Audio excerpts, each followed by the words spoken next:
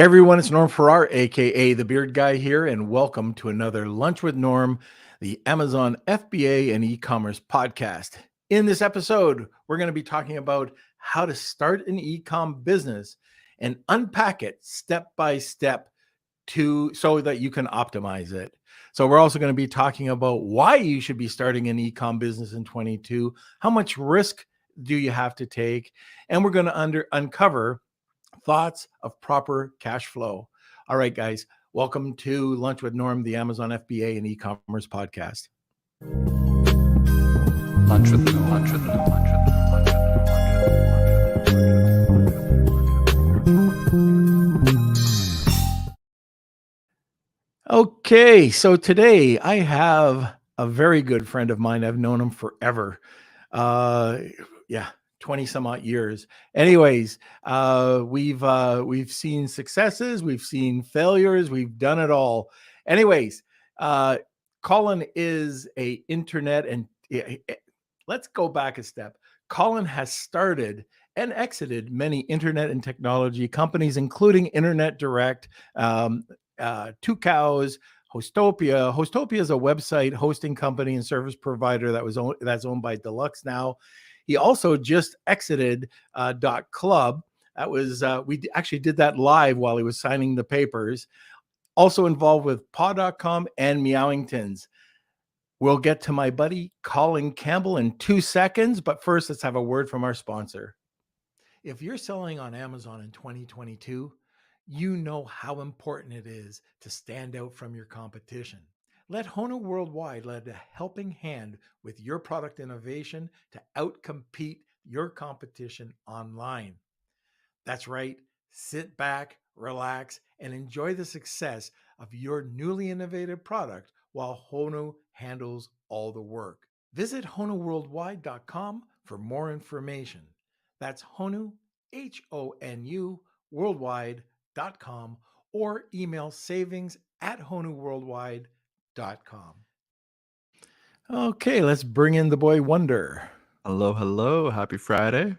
Look at you. You don't look like you're in your bedroom. That's right. I am actually right above your head. I'm home for the weekend, saying hello to the family. And welcome everyone. Let us know what you're up to this weekend. Like I know in Canada here, it is beautiful. We're hitting 30 degrees Celsius, so we're very happy Cigar about weather. that. Cigar weather, yes. And I just want to give a quick shout out to our Beard Nation. We have Claudia from Calgary. We've got Cool Hand 99, Rad, and Manny all the way from Germany. It's great to see everyone. Let us know how you're doing. If you've had any successes, any stories happening with your business, let us know in the comment sections. Also, don't forget to smash those like buttons. Give us a thumbs up if you're watching from YouTube. Right now, hit that subscribe button down below and ring that bell.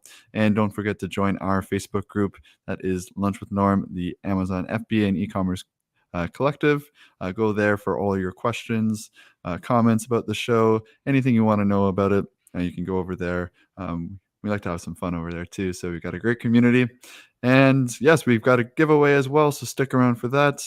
And I think that's about it. We can keep it nice and short today. And hello, Jessica Rabbit from Florida. All right. So today's topic is another really great topic that we don't talk enough about. We all talk about starting an Amazon business or an e-commerce business. We talk about product opportunity, but we don't talk about the steps getting there. And I think it's so important.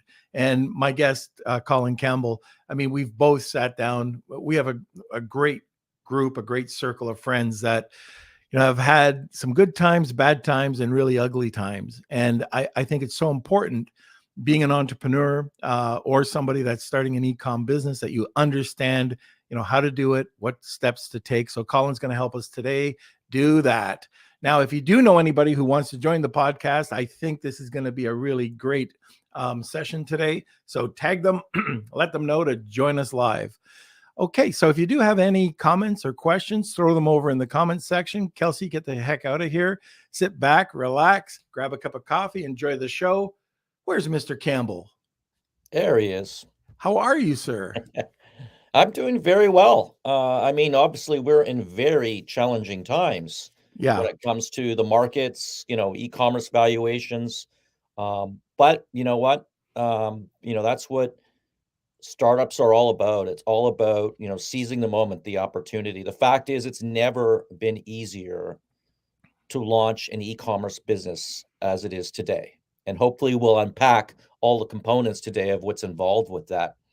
Um, did you want me to sort of just give a bit of background first and Yeah, and then roll I didn't into? do a great job on that. So why don't we get into a bit of your background? I think it's very important. Yeah, and it's interesting because I had the opportunity to speak to a group of entrepreneurs, very successful entrepreneurs at MIT in 2012.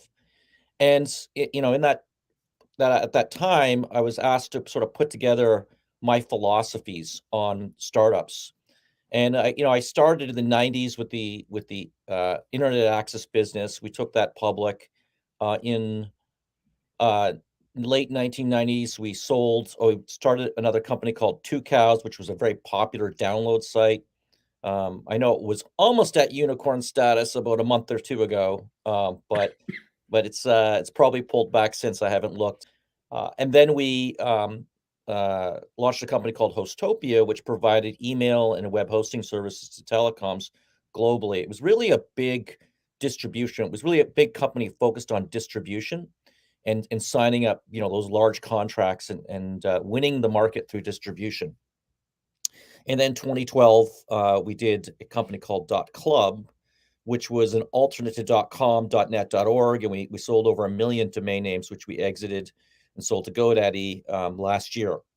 Another company we started in 2003 called Geeks for Less. We still have that company today, thankfully. I mean, it's a 800-person programming IT firm, which is mostly in Mykolaiv, Ukraine, and you can see with what's going on there, how that can be challenging. But the fact of the matter is, we're doing rather well. The company's still, we haven't lost any customers, and we haven't lost any of our employees. We managed to keeping our operations open, and that's important. And then in 2016, 2017, as e-commerce became more and more popular, we launched a company called paw.com and another one called Meowingtons. And then in 2021, we helped a gentleman start a club called Startup.club, and then we took the club over, and we are now running that club. And it's the largest club on Clubhouse. If you haven't used Clubhouse yet, it's a social audio chat, and it has you just go into the app and you sign up to Startup Club. It's free. You can go to Startup.club. You don't need to be a member, and we've recorded hundreds of episodes. We also release a podcast called Serial Entrepreneur Club. So if you go into any of your favorite podcast channels, search for Serial Entrepreneur Club. And we've got about 55 episodes, and I'll tell you, if you listen to this, you'll get an MBA in entrepreneurship. We've had billionaires on. We've had famous authors on, people like Jeffrey Moore. We had Mr. just Wonderful. recently, yeah, Mr. Wonderful was on on, and we had Joe Foster who started Reebok. So one of the things that I learned from all of these companies with their patterns, and I learned that some of the best types of companies to start, and this is why I love e-commerce companies, are companies that can scale very easily, companies that you can build a moat around, make it defensible. And then also in technology or areas where there's a paradigm shift or a trend, a macro trend that is occurring, a wave per se, where you can ride or surf that wave and benefit from it. And, ultimately, we think that e-commerce and the adoption of e-commerce and the rise of micro brands are key to the opportunity for all of us today. And I really like building our own brands. I know we do sell on Amazon, and I know this is an Amazon show, and most people here sell through Amazon. And I think I think that's one of the enablers of the technology. When I said it's never been an easier time to launch a business. Amazon does make it easy, but I also really like building our own brand. And so today, that's what we're going to talk about, Norm, is how do you unpack it? Like, what are the steps involved? And there's hiring people, there's raising money, there's setting up systems, there's coming up with your goals and your strategies. So let's hopefully we can talk through a number of those different components, everything from registering a domain name to, patenting your inventions. Very good. So right off the bat, why don't we talk about like why even start an ecom business today? It's a crazy world, like you started to say. Why start one? Look, there's always opportunities. There's always changes in the world. Thankfully, the fact is, large companies tend to be very risk averse. Enter the entrepreneur. This is our opportunity when we see changes in the marketplace for us to come in and provide products and services. And there's many new areas of change, from VR, augmented reality, and there are self-driving, there's I got a list of about 20 or 30 of these from my book that we had to put together. But I could share them with you. And there are so many products that you can build or develop around these technologies. So let me give you an example. Paw.com, we pioneered a whole new category of memory foam dog beds. Now, these dog beds are they're beautiful. They look more like rugs. So we'd rather call them more like memory foam pet rugs. I think that probably would be a better description of them. And they're very stylish, and they go into your home. But obviously, without the advent of memory foam, we couldn't have developed such unique products. And so when you see a new technology or a new opportunity with something that's coming to market, you can begin to think of e-commerce ideas and build them, adapt them, make them different. We don't always have to be copying everyone else. We Right. can take something and we can make it a little bit different. Let's not focus always on being better either. Not everyone's product fits into every category. Just being a little bit different and serving a slightly different target market, that's key in e-commerce. So look, the fact is, consumers today are buying from online brands more than ever before in history. Amazon did rule through the 2010s, but I believe in the 2020s, you're going to see more and more of these micro brands rise up. I buy my jeans now from a micro brand called, I can't remember the name right now, but it's coming to me. I do buy my knives from a brand called Meizen. I buy my shoes. They're the ones with the nice springs in them. You can stand up in them, the gravity defier shoes. There are companies that sell underwear. I mean, the people are building a relationship with these brands. And I don't know about you. Mott and Bow, that was the name of the jean company, just so you know. But I don't know about you, but I sort of get a kick out of connecting with these brands, it's an area that is new, relatively new, because we've had these big department stores and we had this Amazon. You can buy everything in Amazon. Well, you can, but you can't. Because at paw.com, we have maybe our top bestsellers are on Amazon, but we have 20 other different colors and types of dog bed rugs that you can't get. With another company that I'm involved with, it's called Hip Optical. We are an edgier version of Warby Parker. I think that's the best way to describe They're what hip. we do there.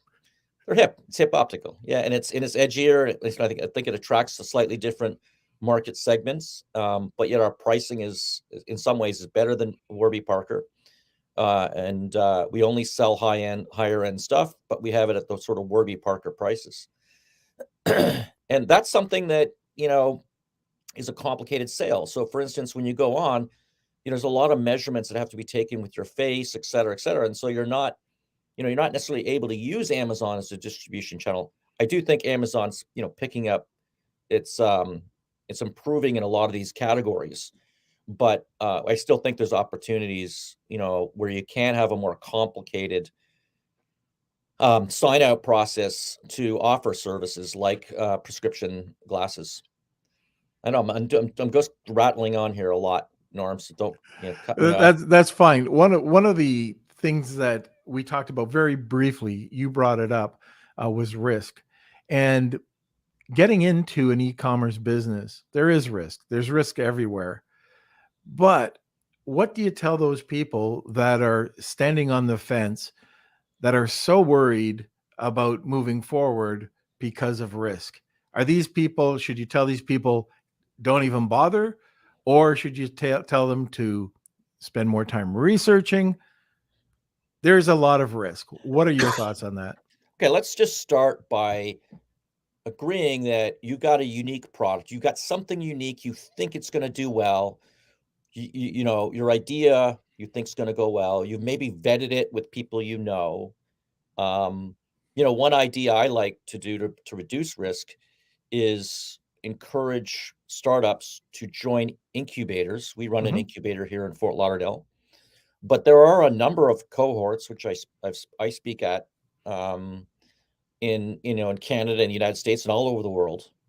There are a number of cohorts that are free. You know, they're generally connected with the local universities, but you don't have to be in university to go to these cohorts. You can apply, and you get free access to these groups or these incubators, accelerators, innovation centers, and you're able to learn a lot, share your ideas, and vet your ideas with people you know that are experts in the industry, and they're there to help you. And it's all free for the most part. It's all free. I mean, some places might charge a little bit, but for the most part, these things are free. You can also use that environment to help get funding for your business. There's a lot of government funding out there, whether it's the SBA in the United States or in Canada. I think it's the business improvement loan. But there's a lot of different types of funding and even government grants. So I'd really encourage, people to try to get involved in a local incubator. Search on Google, incubator, my city, etc., and connect with that. So once you've vetted the idea and you believe your idea is good, there are some techniques, and we've done some stuff here. Now, this is probably not going to it's probably going to get me in a little bit of trouble. But when we look at a new product that comes to market on e-commerce, like on paw.com or Meowingtons, we often talk about two types of products. The first type of product is one where we're just going to sell it on our website and promote it to our existing customers. And we're talking about 1 million customers on paw.com. So, you can see, you can actually get out some products. An example is we just launched vitamins and different types of chewies for dogs, and we launched it, and we already have over 100 subscriptions set up. No marketing on Facebook, Google, or any other channel. So one, can you sell it to your existing customer base? And by the way, it's nice to build up a customer base. That's the cool thing about micro brands and having your own brand and not letting Amazon control everything. The other thing too is we look at a product and say, can we sell it on Facebook and make a profit? Can we actually do marketing? And when I say Facebook, I mean Facebook. I mean, you could use the home shopping channel and we're actually moving towards that with paw.com. You could use television ads. We've experimented with television ads. There's different methods you could use. There's different social media sites like Snapchat or Snapchat. And better I answer that. apologize about this word. It might be Kim. No, not okay. Sorry about that. No problem. I think that might happen a few times because I don't know how to turn that off. But so there's different platforms, and what we want to do is we want to figure out whether or not it's possible to succeed in those platforms. So if we have a product like we recently launched waterproof blankets, they did very well. We're going to look at sort of two types of online channels. One is a push channel like Facebook, and one's a pull like Google. And so we're going to see if we can sell it on Google through pull. And I'd say Amazon is pull too, by the way. And I'm using them as sort of a pull channel. And then we're going to see if we can sell it on Facebook in a push environment. And then we're going to see if we can sell it to our existing customers. So based on that, based on our sense of how each will do, is how much we order for those products. Now, we've gone as far as running ads. Again, I hope I don't get in trouble, but we've gone as far as running ads on Facebook to see if we can get a conversion rate before we even started manufacturing the product. So we'll take the orders, we'll get like 10 or 12 or 15 orders, and then we say, okay, now we'll just cancel them. Say, sorry, we made a mistake. We ran out, what we're trying to do there is prove the concept, right? Yeah. We're trying to figure out, because, it's, my gosh, you could spend $1 million on inventory and sell 10% of that a year, you're done. You're finished. Or $100,000 inventory, you sell 10%, you're done. No, you gotta be able to turn inventory over, I believe 3 to 6 months is what you're looking at for an optimum situation. And you don't want to be ordering big sets. So you're going to want to, and even after we do this sort of fake test, then what we'll do is we'll go to our first order will generally be 100 units or 500 units, something relatively small, so that we can figure out which channels they actually would sell in.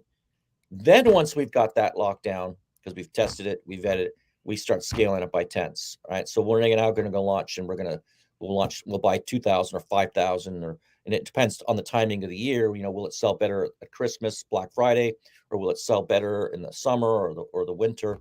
A lot of our products are fur-based. They tend to do very well in the winter months. So that's a methodology to reduce risk. Hopefully, there are probably some other techniques you have, or some other thoughts you might have too. Yeah, I mean, there's lots of things. One of the things I look at is just cash flow. I mean, cash flow is one of the it's everything. If you don't have it, or if you're not using it properly, you could die. Even you were talking about inventory. I know people that do 6 months or once a year purchases. I try to turn over inventory as much as possible. That loosens up cash flow. Or working and negotiating with your suppliers. What kind of terms can you get with them? There's lots of different things that you can do to help limit risk. But at the end of the day, any entrepreneur has to be a risk taker. And if they're not, it's probably not the best thing to get into. If you can't sleep at night, like I know that I've shared with you, you've shared with me, nights that, especially back when we were in our 20s, that you were up all night. I mean, you'd have ulcers, now they kind of just bounce off you if the same product came up, because you know how to handle them, and you learn how to handle risk. And I think that's very important. Learn how to handle stress, because this is not a life for people who cannot do that. If you can't be kicked between the legs and get up, stay on the ground, because it is a tough life, and it's not for everybody. But anyways, I want to just a couple of things. If you've got questions for Colin about e-commerce or building an e-commerce business, love to hear them. What have your successes been? What have your failures been? Just let us know. Just put it in the comment section. And we also have a giveaway today, and Alpha Lobby doesn't know this, but we're going to be putting up, it's your choice. So when Kelsey reaches out to the winner, you can either have a pallet at the warehouse for free, the Tariff Terminator, which I think anybody who knows or has heard Alpha Lobby talk, he can help you save thousands and thousands, maybe tens of thousands of dollars, understanding what the best tariff codes are for your company. He'll examine that. Or what was the other thing? Oh, inventory management. So this is something that he'll help you manage for a month. And all of these are about a $300 value each one. So hashtag Wheel of Go Facebook user. I already see them. Hashtag Wheel of Kelsey. Name 2 people and get a second entry. Kelsey, I think I did it all right. All we have to do is hit another sponsor. The Legion is your go-to community where you can learn, grow, and build your Amazon and e-commerce business. As you know, being an entrepreneur can be lonely. Now you can share struggles, build a network, and celebrate your successes. And guess what? Our community is free. All you have to do is head over to our Facebook group to join. You can also watch us on our YouTube channel at Private Label Legion, so you can stay up to date with tips, strategies, and advice from other experts in the industry. Okay, remember one thing. To get all this great information, follow us, subscribe, and ring that bell so you can get automatic notifications. Okay. What, Kels? You better turn on your mic and act professional. All right. So I want to say just one little thing. This Monday, we have a special episode. It's one of my favorite episodes that we do. We have Michael Kurtz coming on, and we're doing our branding logo review. So this is something, if you haven't seen this before, Beard Nation, this is something I think you'll all enjoy. If you have a logo, some branding that you want to share, get a perspective on it, we're doing this completely free. You send it to me, k@lunchwithnorm.com, and we review it live on the air. So if you are interested, just email me, k@lunchwithnorm.com, and we'll review your logo live on air. We'll give you what looks good, what looks not so good, but we also try and be as gentle about it as possible. And it's So funny because Michael and I sometimes don't agree, so it's just, kind of going back and forth. So he's been on a few times, and it's always been a very popular show. yeah, it's one of the crowd favorites, I think. So that's this Monday. So email me, k@lunchwithnorm, with your logos, and we'll get back to the show. All right. So now, Colin, I mean, we could talk all day, but let's talk about unpacking an eCom business. What do you got to do? What do people have to look for? What's the first thing? Yeah, I mean, for me, I think it's the branding. Who do you want to, you know, what name do you want to have? What kind of image do you want to have? The branding really does flow from purpose. You're going to want to figure out your why. Why am I doing this? What is my purpose? What am I actually doing here? Oh, I'm selling solar products because I want to help the world. And then, once you figure out the why, then you go to the brand. And I think the first thing I would do is buy a domain name. And that's just to help establish yourself. So I would do it this way. I'd try to think of a great domain name. And then I'd go I don't know what it is in Canada, the database, but I know in the United States, it's the test database where you Oh, can search trade. Nuance. Yeah, Oh, Nuance it's in Canada. Yeah. Nuance, yeah. And it's the test database. Go there and search for your name on that. Make certain you're not violating anyone's trademark. If it works, then go for that domain name. And .com is the king. It's great. If you're in Canada, .ca, or in another country, the local country CCTLD is great. It depends on the business, though. We have, and it's also hard to get a .com sometimes, or a local CCTLD, because of the number of domains that have been registered in those zone files. For instance, in the .com zone file, you got about 156 million. So there are alternatives out there like .shop, which we think is good. .club, which I actually think is really good for subscription businesses if you're planning on doing a subscription e-commerce business. In fact, for my vacation rental business, which is not e-commerce, we decided to go with escape.club. And you can have a single word, .club or .shop for a very, very low fee. And you can buy a premium domain name. You can go to a company like GoDaddy. They have GoDaddy auctions. You have Sedo, SEDO.com. You can buy a premium domain there, or you could go to afternick.com. Namecheap. Yeah, Namecheap doesn't necessarily sell the premium names, although they do sell some of them if they're in their flow. The registrars don't often put the premium names in their flow. They're getting better at it. Like GoDaddy does do that more and more. So if you come across a name like an escape.club and you want that name for your business, then then you can actually purchase it right there on GoDaddy. And a lot of the people who own these names are making these names more easily available to buy. So it's literally a one-click, enter it in, and then go forward. Another site I like too is Brand Bucket. They have a good site.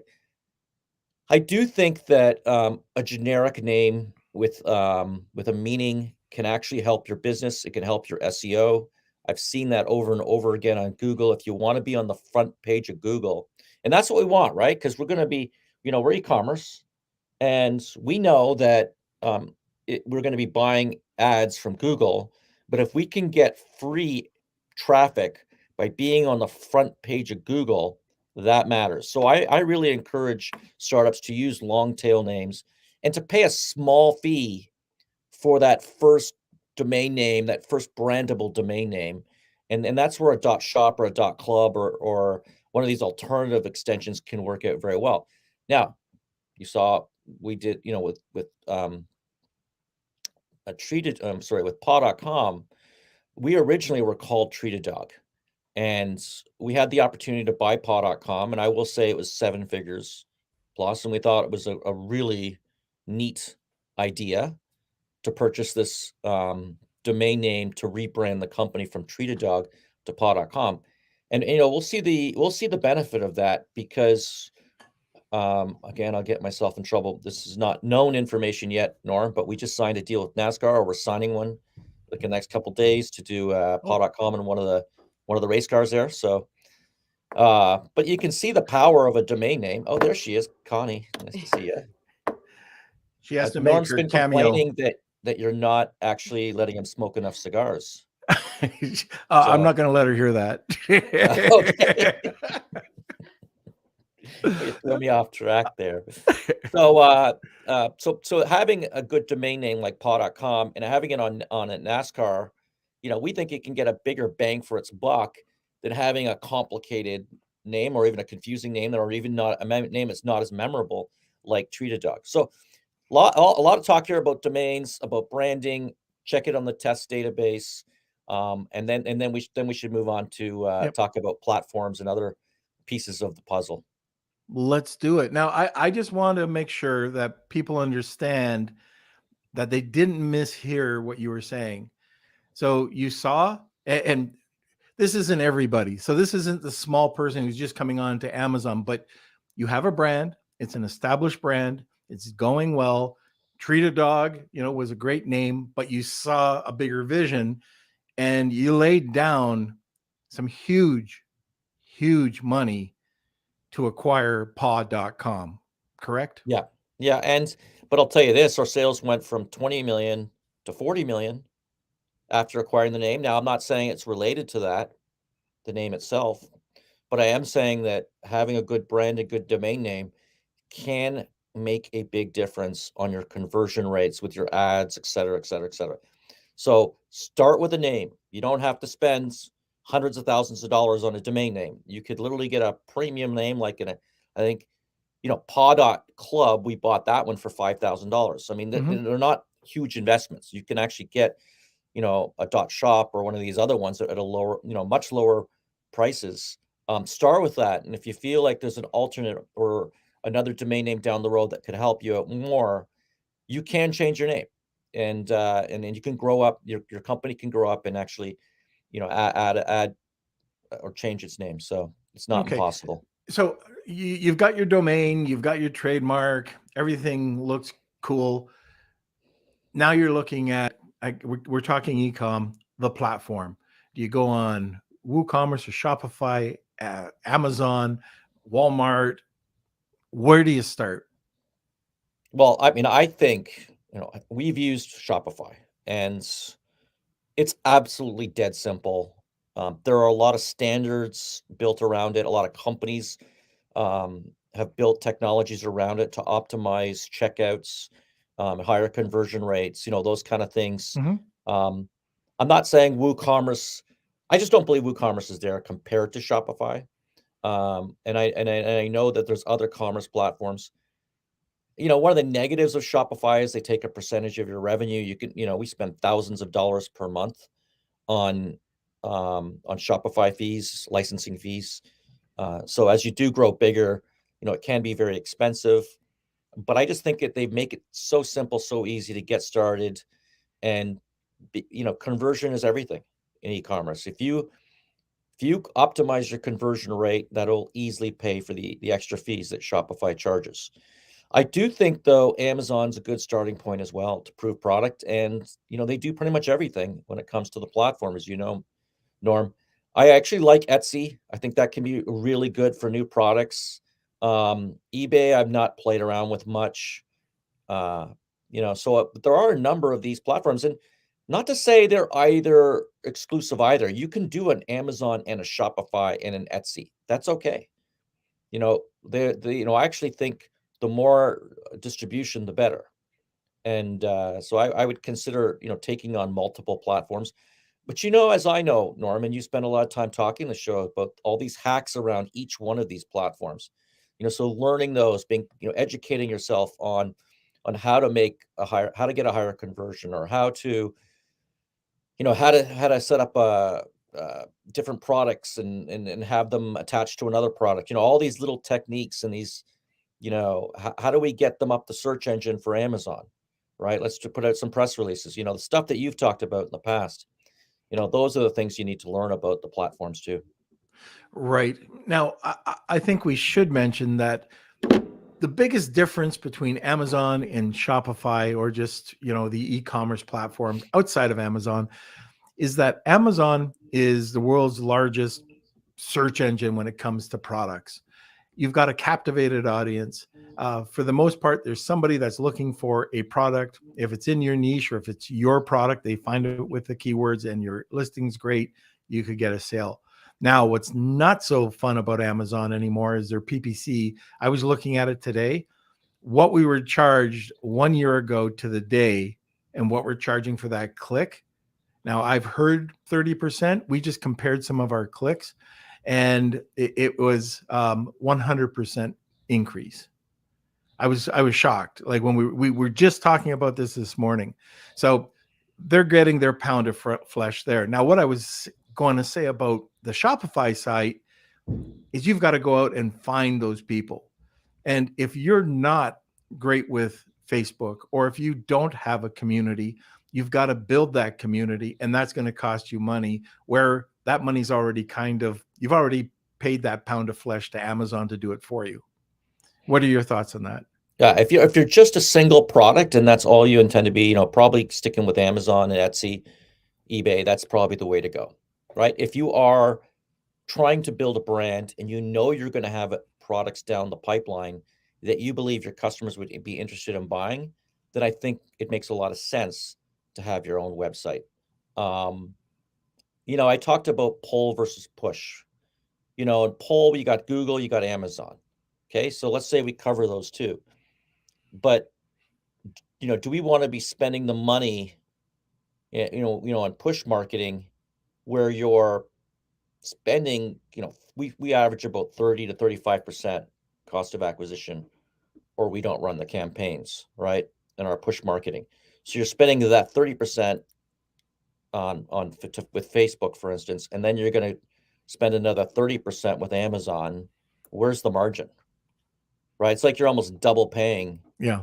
For that. Now, I know it helps your search in Amazon, right? The more products you sell, so there could be some benefit overflow there, and maybe it's good for proving your model on a product and whatnot. But I do believe at a certain point, if you're going to be doing a lot of push marketing, or even pull marketing from Google, you're going to want to have your own brand, your own website, your own platform, and Shopify makes that very easy.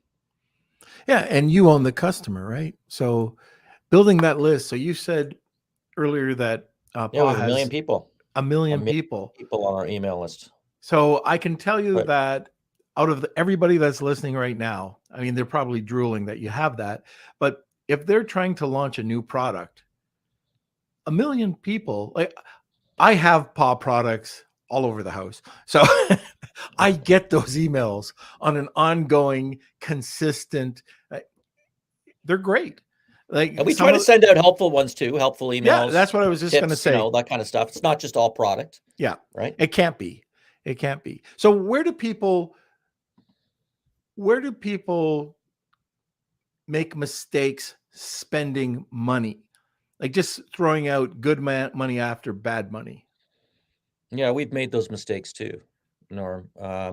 Sometimes, we got caught up 1 year in the holiday season. We ordered a lot of products. It was in Meowingtons. It was the cat trees. We have phenomenal cat trees at Meowingtons, by the way.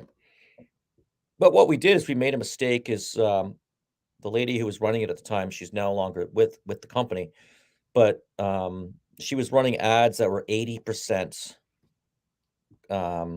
cost of acquisition. So we're talking about a 1.2, ROI. And man, you're going to go bankrupt pretty fast. Yeah. When you do that. In fact, that company was insolvent, and we've had to bail it out and turn it around. But you can't spend 80% of your money in advertising You make $1, you spend 80 cents. That's a very fast way to go bankrupt. And we sold thousands of products. So the mistake I believe we made there is we weren't doing daily tracking of our metrics. So if you track your daily spend rate for advertising and you know exactly what you're at, that matters. And we do that for Pod, for Meowington. So we know exactly what we're spending on advertising every single day. Our ROAS. Right. Return on ad spend. You got to really understand it. You can't just, it's not something you could just pop in there and do and come back a month later. You have to watch it every day. And there's a lot of, like we talked about hacks for the platforms. There's also a lot of little hacks around, even Google AdWords, even Facebook ads. Do you do a video versus an ad, versus a still photo? Do you put 20% off coupon on there, or do you just have a lower price? All these things you need to test. And if you A/B test, most of your ads, that can also improve your conversion rate on the ads, and you can increase your sales. Okay. I see Claudia has a question here. What is push and what is pull marketing? So when I talk about that, and I'm not a marketer, so this is private. I'm not saying there's an actual formal, you can't read about this in college. But for me, it was a very simple way of unpacking, how PAW works. If somebody wants to go, goes on a website like Amazon, and they're searching for a product, they want to buy.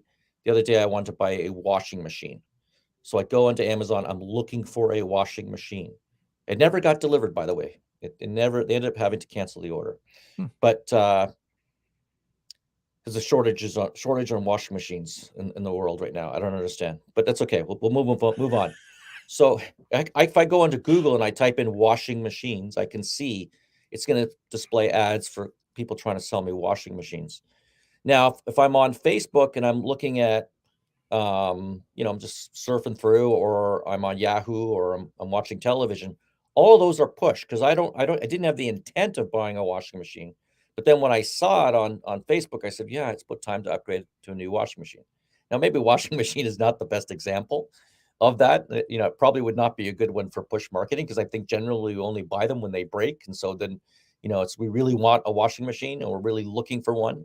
But there are a lot of products out there, especially, things that are discretionary, where push marketing works very well. When people see these rugs, or they see these sunglasses, or they see these cat trees, they really like them. They really connect with them. They click next. They look at them. It might take a couple weeks to close the deal, but you got them there, and you do cross targeting as well when they do go to other websites. As long as they've went to your website once, then you can cross target them. So that's what I talk about, push versus pull, and I think they're just very different. What I like about the push side is you can scale to infinity. That's what I call it. If you can get a product in the marketplace and you can actually make a profit, and we like to target 10% profit on our revenue. If you can actually make a profit, then you can scale your ads up to infinity, as long as you can get the stock. Okay. It's just a faster way to grow, right? I mean, if you're pull all the time, you're waiting for the customers to come. And if you're doing push marketing, it's a little bit different. Great. Now I know you have a cutoff at 1. So I see that we have 5 questions as well. So why don't we start looking at the questions? Sure. And Kelsey, can you start with those? Yes. All right. Let me see. Okay, first one from Howard. If you start up a new brand, is it best to set up a website for the brand on a platform like Shopify, then set up the Amazon Seller Central and go through the brand registry process? Yeah, and I think we addressed that. I think it depends on what you're trying to do here. If it is a single product, I think Amazon's probably a better choice. If, however, you want to set up create a brand like a paw.com and sell multiple categories of products over time, I think a combination of the both makes the most sense. I think we made a mistake early on by not going on to Amazon and letting others just sort of duplicate our products and whatnot on Amazon. And we learned our lesson. On Amazon, you want to be king of the hill, right? You know that game where I'm the king of the hill, king of the castle, and so you climb up the hill and you try to push the other kid off the hill, and you're now the king of the hill. You want to be that on Amazon. You don't want anyone to take that away from you. So even if you build your own website, you really do need to have Amazon. I think it's key to any business strategy in e-commerce. And even if you take that and maybe you have that Amazon account, so Seller Central, and you've got your e-commerce. So a lot of people know that, I sell soap.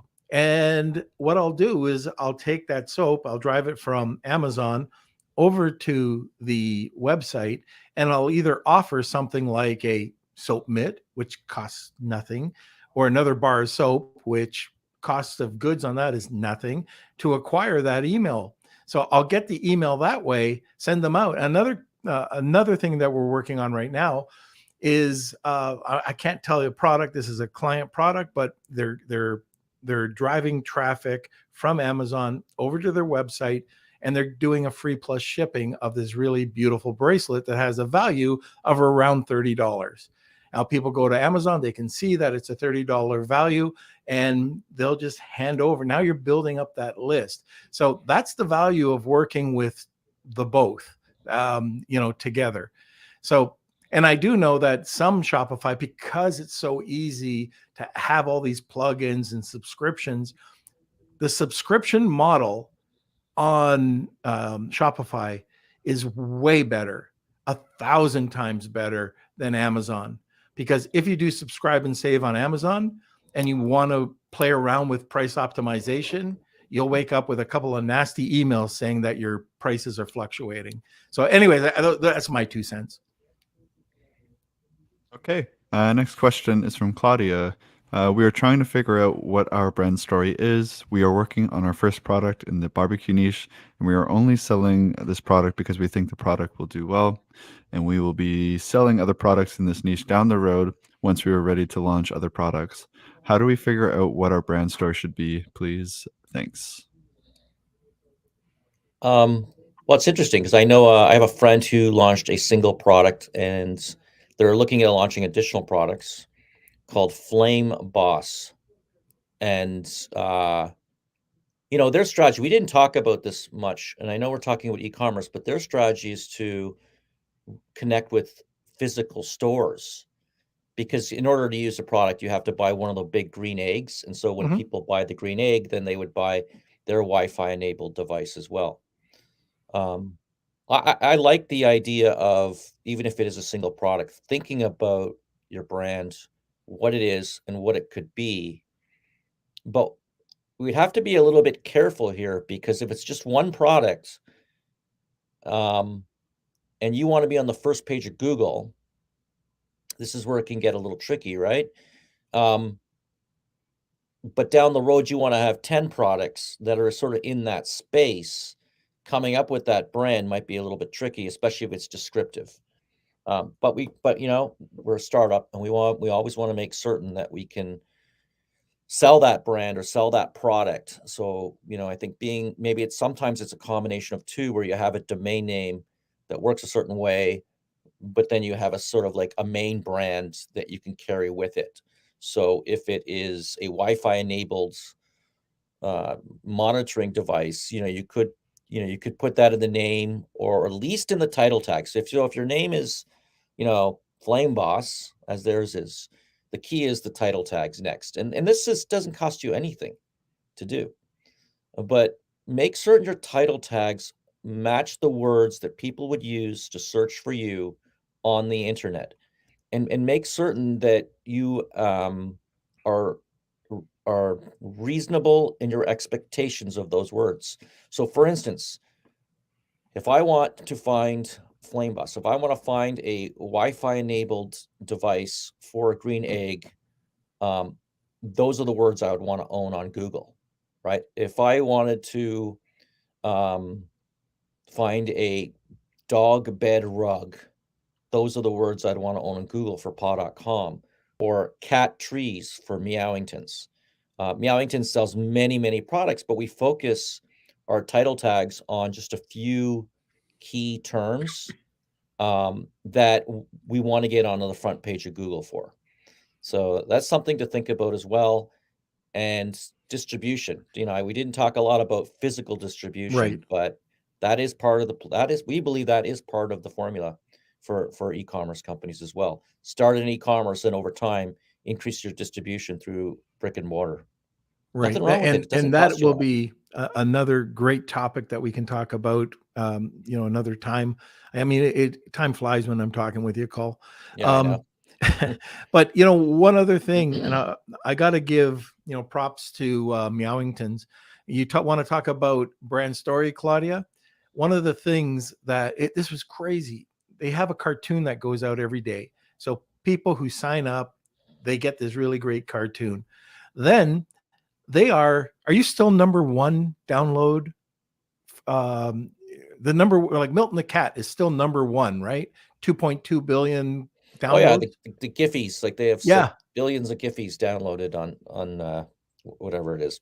And I guarantee anybody who downloads a Giphy knows Milton the Cat. It's there. But who's that? It's Meowingtons. That's the brand, Milton. So it's a great job, that you guys did, just keeping the brand in front of people's face. Okay, let's go to Well, the next question. Norm, I'm Yep. glad you brought Meowingtons up because I think it's more than brand. It's also community. Oh yeah. They have 1.5 million Facebook followers, Instagram followers. That you talked about the daily cartoon. They do a lot of how-to articles. They do a lot of humorous articles. Generally, the articles are always, their top articles. And so you have a community now.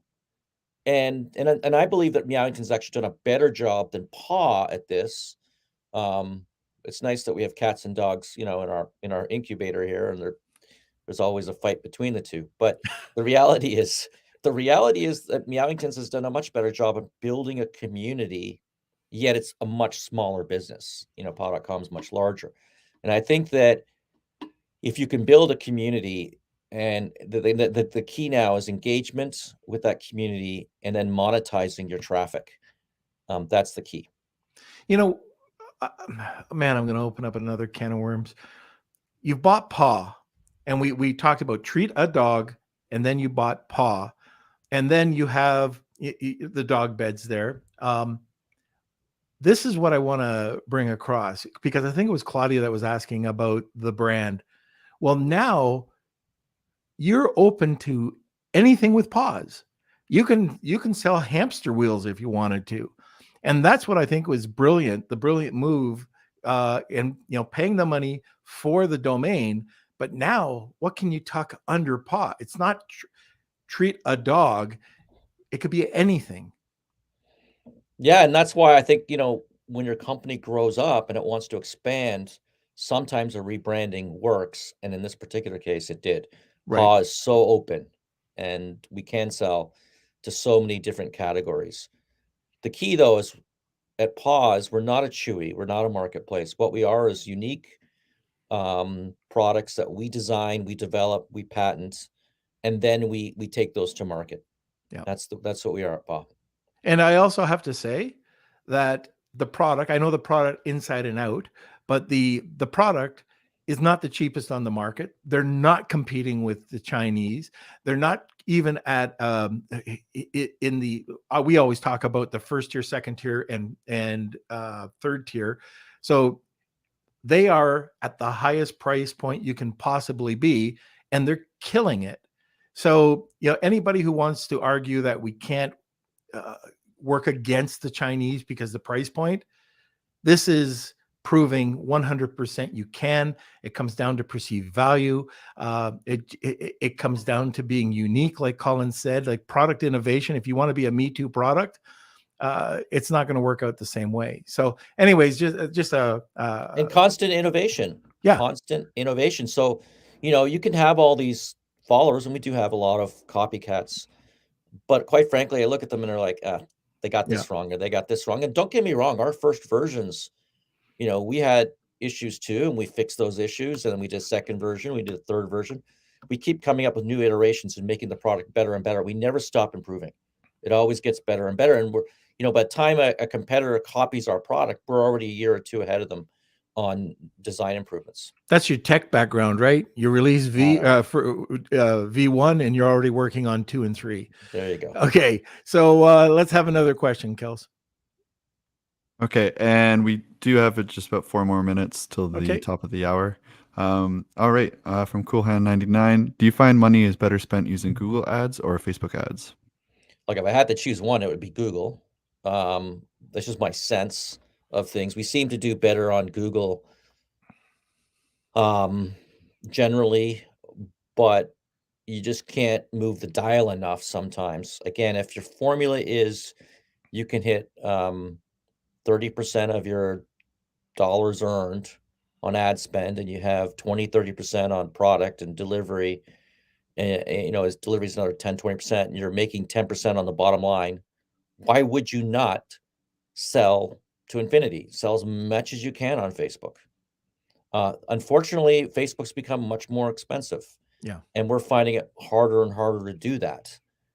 So, what we want to do really is to try to sell on Facebook, to try to sell them some product, get them into our platform, get their email address, and then cross market all the other products that we have in our website. And that's where it becomes very tricky for a single product. I think single products would do better on Etsy, Amazon, Google. Okay, very good. Next. Okay, from Jessica Rabbit, how do you use the influencers intersect with your startup philosophy? Yeah, we haven't had a lot of success with influencers. We do micro influencers on Paw and Meowingtons. A friend of mine, I don't know if you've ever interviewed him before, Norm, Joe Martin. Joe Martin? Yeah. He's been on. Yeah. Yeah, he's been on. So if you look for his episode, if you want to know about influencers, this guy, he had the Kardashians working with him. Yeah. And he blew up BoxyCharm, this beauty in a box competing with that other company. But he blew that up and then he just sold it last year for $500 million. Yep. So that's a real success story. He knows what he's doing with this kind of stuff. Listen to that episode. I'm telling you, you'll learn a lot from it. We also have if you're looking at that podcast, Serial Entrepreneur Club, search Joe Martin. He's in there as well. He talks about his story as well on that podcast. Very good. All right, next. Okay, let me see. When do you recommend obtaining copyrights? This is from Rich. Yeah, so this is okay.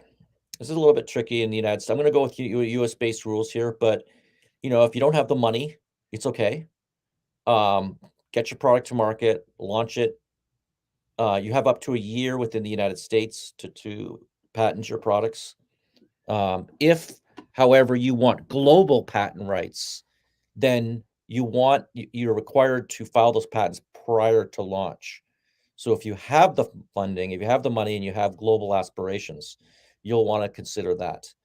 There's also, we've talked in the past, Norm, about China, how sometimes it's important to get a trademark for your brand in China. Yeah.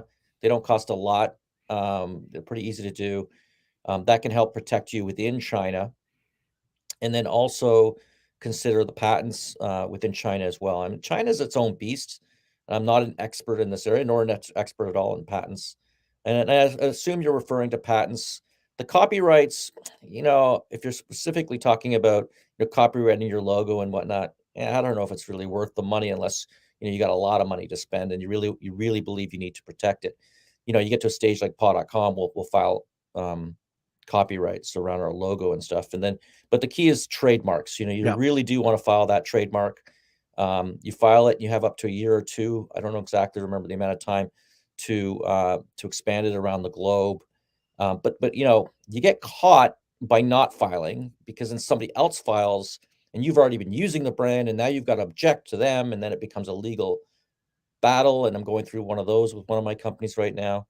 So I'd definitely spend the money on trademark right up front. If you can, patents, it's a trickier one. It costs more money to do those. So, and you can sort of like test it out with that first 6-8 months in the United States and still get, the US patent rights with up to a year.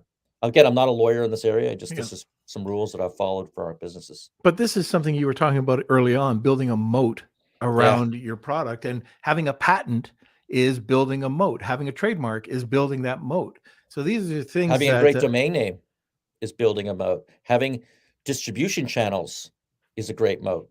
All of those things create the moat. Yeah. So let's say when you have a product and you launch a pod, now we're expanding our distribution dramatically. So even if someone tries to copy our product, we'll be out in 7, 8, 9, 10 different distribution channels, for everything from Google to Home Shopping Network, and everywhere, and even physical stores, and that creates the moat. So that, think about that. Think about all the elements. We want to scale our business. We don't have to spend the time to protect it. And in this space, there's a lot of copycats. Right. I notice we're getting a couple of trademark and patent questions coming in.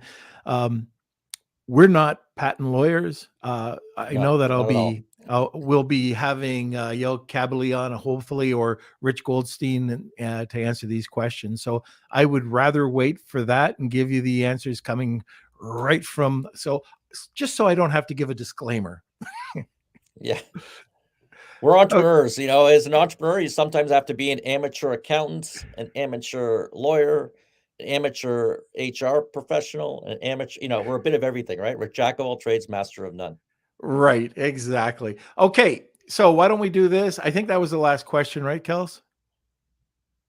Yeah, there's one more, just a clarification. I thought having a brand, or I thought a brand having an existing website marketing your product is a requirement to be approved for brand registry. That was from Howard.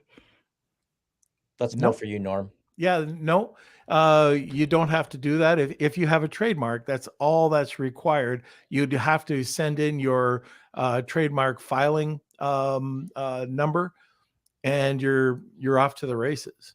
So no, you don't have to have not that I understand. Maybe I'm wrong. Maybe there's something new, but I don't remember having to do that anytime I've registered for brand registry.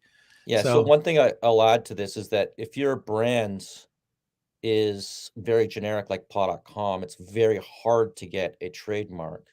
So the name of our company is actually Paw Brands, and we were able to get the trademark for Paw Brands. So even though our domain name is paw.com, our trademark is Paw Brands.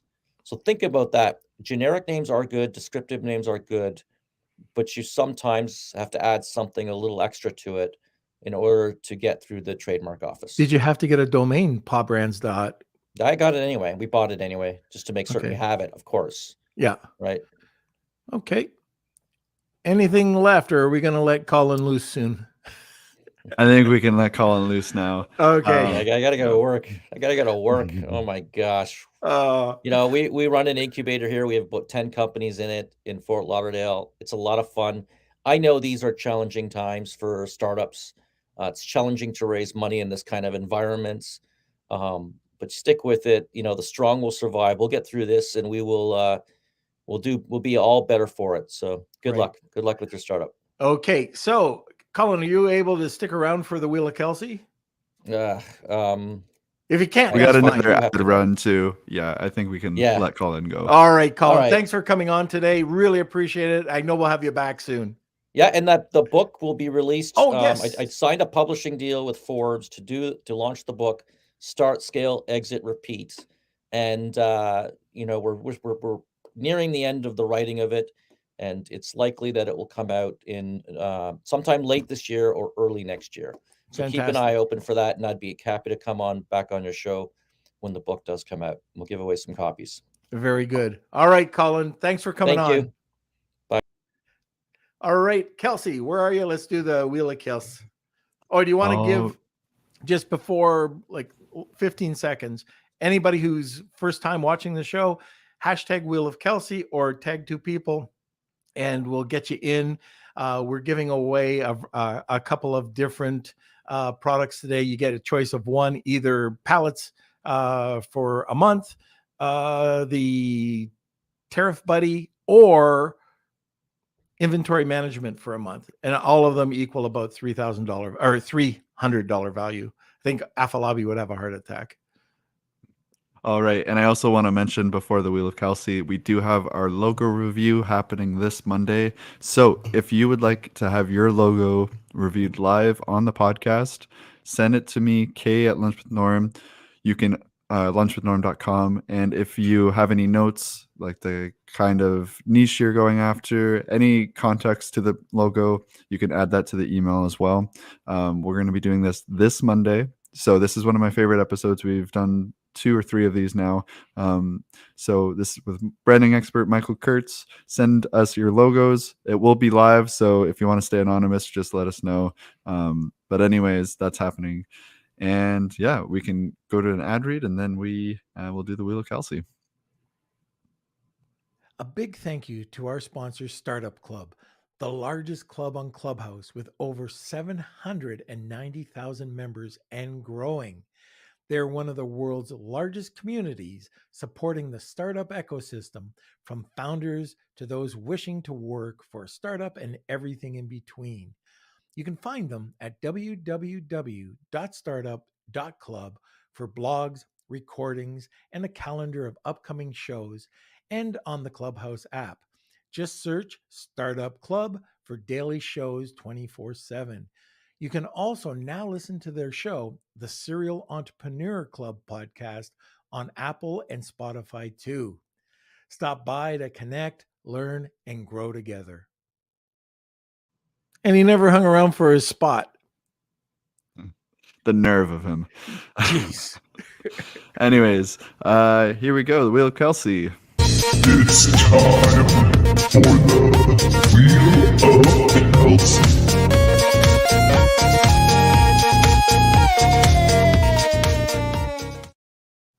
All right, it's the Wheel of Kelsey. This is every episode we do these giveaways. So if you aren't the winner of today's episode, you can come back for Monday and well, sure, you'll have another chance. Anyways, this is for our Honu Worldwide giveaway. If you are the winner, please email me, k@lunchwithnorm.com, and we'll get you your prize. And it looks like Who is Yanni. Yanni. Yanni is the winner today. Has Yanni ever won before? I don't think so. Maybe maybe I once. always see him on the podcast, but yeah, so congrats, Yanni. All right. So yes, email me, k@lunchwithnorm.com, and you get your chance to win. Or you can choose your chance? Prize. Get it together. Okay, so yeah, there's 3 different prizes that you can choose from Yanni. All right. Okay, he's saying he doesn't need it. Okay. So let me just pull that back up and we'll give it another spin. Thanks for letting us know. Yes, that is appreciated. Sometimes, you want to jump on the wheel and make sure you get the prize, but it's not always for everyone. So let's spin it again. Wheel of names. All right. And everyone see. Okay. I hope people stayed around after that. All right. Here we go. All right. The new winner looks like it is Redbeard. He came in. He was the very last person to register. So wow. All right, Redbeard from YouTube. Please email me, k@lunchwithnorm.com, and we'll get you your prize. So congratulations. And yes, just keeping up the wheel. Hashtag Wheel Kelsey. Love it. Thank you, Yanni. And thank you, Redbeard. So you are today's winner. Congratulations. And yep. Great. Okay. So like Kelsey was mentioning, we've got Michael Kurtz on for a very special episode on Monday. And we're going to be just taking a look at logos and just kind of ripping them apart, good, bad, and ugly. Yes, so that's this Monday. Again, email me, k@lunchwithnorm.com. Also, Claudia, yes, it's still pretty sore. The Maple Leafs are going to Game 7. Claudia is the Calgary Flames, so we've been talking about this all week. Anyways, thank you for the love, Claudia. I do appreciate it. It was a heartbreaker last night. All right, so thank you. Oh, did I interrupt you again? No, I was just going to say, hey, thanks for joining us. We do this every Monday, Wednesday, and Friday at noon Eastern Standard Time. And thank you for being part of our community. We could not do this without you. And we will see you next time. Lunch with the